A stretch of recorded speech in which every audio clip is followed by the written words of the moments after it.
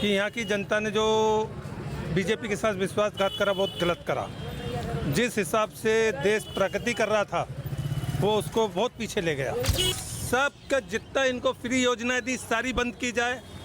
विश्वासघात करा है, इस देश के साथ विश्वासघात करा है। यहाँ के लोगों को जो सरकार देना चाहिए था वो दे नहीं सके, जो बहुत बड़ी गुनाह किया है, गलती की है यहाँ के लोगों ने। जो योगी जी का यहाँ पे जो उन्होंने कंट्रीब्यूशन किया है, अयोध्या में ही नहीं पूरे यूपी में जो किया है उन्होंने, और अयोध्या स्पेशली, मैं यूथ के पॉइंट ऑफ व्यू से बोल रही हूँ कि नहीं, ऐसा नहीं होना चाहिए था।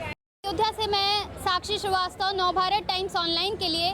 यहाँ पे मैं इस वक्त जन्मभूमि पथ पे खड़ी हूँ, जहाँ पे लोग राम मंदिर के दर्शन करने आ रहे हैं। यहाँ दूर दूर से लोग राम मंदिर के दर्शन करने आ रहे हैं। यहाँ पे हम लोगों से जानेंगे चुनाव परिणाम के बाद अयोध्या में जिस तरह बीजेपी की हार हुई है, इस पे यहाँ दर्शन करने आए लोग क्या सोचते हैं, अयोध्या वासियों की नाराजगी का आखिर क्या कारण है। सबसे पहले आपका नाम? प्रदीप। जिस तरह अयोध्या की सीट बीजेपी हार गई, तो आप क्या समझते हैं इसके पीछे कि क्यों अयोध्या वासियों की नाराजगी क्या थी इसके पीछे? बीसी की नाराजगी तो अयोध्या वासियों से ज़्यादा पता चलेगा, पर कोई भी नाराजगी हो, मोदी ने काम किया है, बीजेपी ने काम किया है, उसका सहकार नहीं मिल पाया। आप जनता। प्रदीप। आप कहाँ से आए? अहमदाबाद से जी। बस उससे ज़्यादा कुछ नहीं कहना चाहते। यहाँ के लोगों को जो सरकार देना चाहिए था वो दे नहीं सके, जो बहुत बड़ी गुनाह किया है, गलती की है यहाँ के लोगों ने।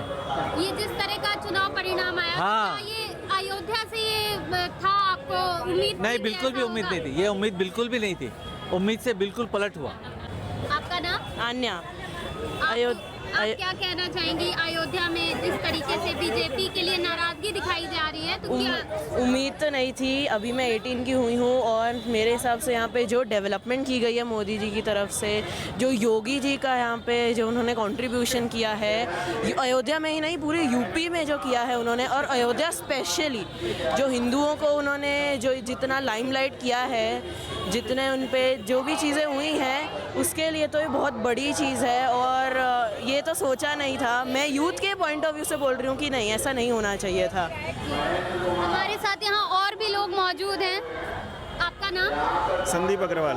बीजेपी का अयोध्या में जिस तरीके से सीट हार जाना, क्या कहना चाहेंगे इसके पीछे आप? तो सीट तो अकेले अयोध्या में तो हारी नहीं, और Ayodhya actually Ayodhya is a town. Ayodhya में तो अयोध्या की सीट नहीं है, ये तो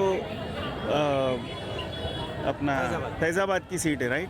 तो फैज़ाबाद तो बहुत बड़ा डिस्ट्रिक्ट है, उसमें एक छोटा सा भाग अयोध्या का है। तो मैं ऐसा मानता हूँ कि अयोध्या वासियों ने तो 100% बीजेपी को वोट दिया ही है, क्योंकि 10 लाख में से 5 लाख वोट अगर बीजेपी के कैंडिडेट को मिलते हैं तो 5 लाख वोट भी तो किसी ने तो दिए हैं ना। तो किसने दिए वो 5 लाख वोट? जो देश भर में लोग बोल रहे हैं, हाँ, जो देश भर में लोग बोल रहे हैं अयोध्या के लिए, वो बिल्कुल गलत है, क्योंकि अयोध्या वासियों ने तो बीजेपी को वोट दिया ही है।